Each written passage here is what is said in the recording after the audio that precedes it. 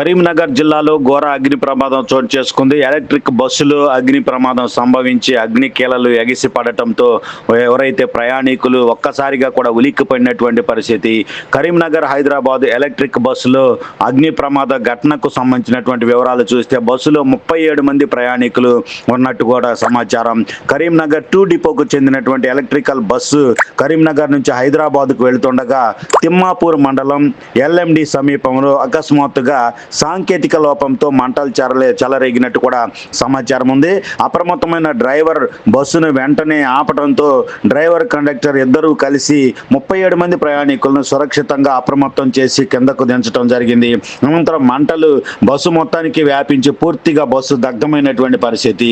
అలాంటి పరిస్థితులు సంభవించిన నేపథ్యంలో చాకచక్యంగా డ్రైవర్ బస్సు ఆపి ప్రయాణికులను అప్రమత్తం చేసి బయటకు తీసుకురావడం అనేటటువంటిది కండక్టర్ సహకారంతో ప్రజలంతా కూడా హర్షం వ్యక్తం చేస్తున్న పరిస్థితి. ఇక 37 మంది ప్రాణాలు గుప్పెట్లో పెట్టుకొని బిక్కుబిక్కుమంటూ కూడా బయటకు వచ్చే వరకు ప్రాణాలు ఎలా ఇబ్బంది పడతామో అనేటటువంటి ఒక ఆందోళనలో కూడా ఊపిరి పీల్చుకున్నారు. అందరూ కూడా బయటకు రావడంతో ప్రస్తుతం ప్రాణ నష్టం ఏమీ జరగలేదనేటటువంటిది సమాచారం. ప్రమాదానికి గల కారణాలపై అధికారులు దర్యాప్తు ప్రారంభించారు.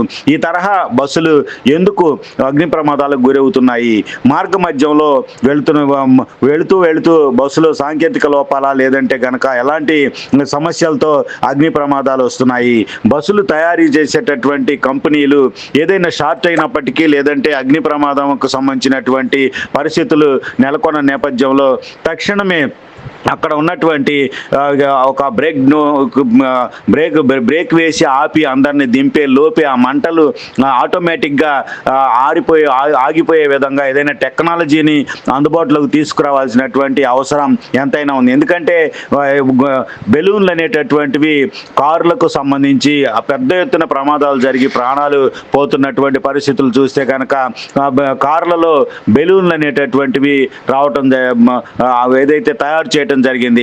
ఈ బెలూన్లు వచ్చిన నేపథ్యంలో దాదాపుగా ఈ మధ్య కాలంలో జరిగినటువంటి ఎలాంటి కారు ప్రమాదాలు చూసినప్పటికీ కూడా బెలూన్లు ఓపెన్ అవ్వటం అనేటటువంటిది కొంతమంది ప్రాణాలను కాపాడుకునేటటువంటి పరిస్థితి. ఒక్కోసారి సేఫ్టీగా కారులో ఉన్నటువంటి అందరూ కూడా బయటపడుతున్నటువంటి పరిస్థితులు టెక్నాలజీ అందుబాటులోకి రావడంతో ఏదైతే బెలూన్ల సహాయంతో కారు ప్రమాదాలకు సంబంధించి ప్రాణాపాయాలను ప్రాణ నష్టాలను నివారించేటటువంటి పరిస్థితులు వచ్చాయి. అదేవిధంగా బస్సుల్లో వరుసగా అటు ఆర్టీసీ బస్సులు కావచ్చు, ఇటు ప్రైవేటు ట్రావెల్ బస్సులు కావచ్చు, అర్ధరాత్రి సమయంలో అపరాత్రి సమయంలో ఇలాంటి పరిస్థితులు ఎదుర్కొంటూ పదుల సంఖ్యలో చనిపోతున్నటువంటి వాళ్ళు ఉన్నారు. అగ్నికి ఆహుతవుతున్నటువంటి వాళ్ళు ఉన్నారు. వృద్ధులు, చిన్నారులు, మహిళలు అయితే కనుక ఏదైతే నిద్రలోనే మృతి చెందుతున్నటువంటి ఘటనలో గత కొంతకాలంగా చూస్తున్నటువంటి పరిస్థితి. నేపథ్యంలో డెఫినెట్గా ఏదో ఒక టెక్నాలజీ అందుబాటులోకి తీసుకురావాల్సినటువంటి అవసరం ఉంది. ఎందుకంటే ప్రజల ప్రాణాలు అనేటివి చాలా ముఖ్యమైనటువంటి పరిస్థితి కావడంతో డెఫినెట్గా ఈ యొక్క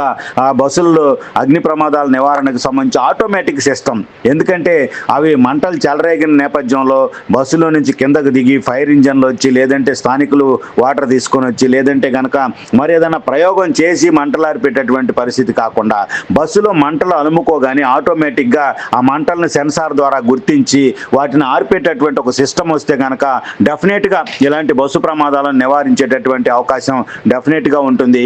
ఇక ఎవరైతే సాంకేతిక నిపుణులు ఈ యొక్క మోటార్ ఫీల్డ్కి సంబంధించినటువంటి సాంకేతిక నిపుణులు కావచ్చు, ఎలక్ట్రిక్కు సంబంధించినటువంటి పవర్కు సంబంధించినటువంటి ఆ సాంకేతిక నిపుణులు కావచ్చు, బస్సుల్లో అగ్ని ప్రమాదాలను అరికట్టడానికి ఆటోమేటిక్ సిస్టమ్ను తీసుకురావాల్సినటువంటి అవసరం ఎంతైనా ఉందనేటటువంటిది ప్రస్తుతం కనిపిస్తున్నటువంటిది.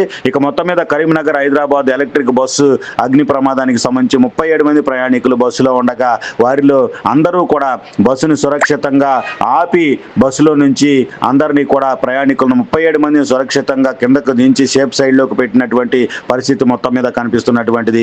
ఇదే తరహాలో అంటే ఒక ఆటోమేటిక్ సిస్టమ్ అనేటటువంటిది అగ్ని ప్రమాదాలను నివారించడానికి వచ్చే వరకు బస్సు డ్రైవర్లు అనేటటువంటి వాళ్ళు అలాగే కండక్టర్లు అనేటటువంటి వాళ్ళు అప్రమత్తంగా ఉండి ప్రయాణికుల ప్రాణాలను కాపాడాల్సినటువంటి బాధ్యత వారిపై ఉందనేటటువంటిది స్పష్టంగా తెలుస్తున్నటువంటిది. ఇక ఈ బస్సు ప్రమాదానికి సంబంధించి అగ్ని ప్రమాదానికి సంబంధించినటువంటి కారణాలను అధికారులు దర్యాప్తులు వెల్లడించనున్నారు.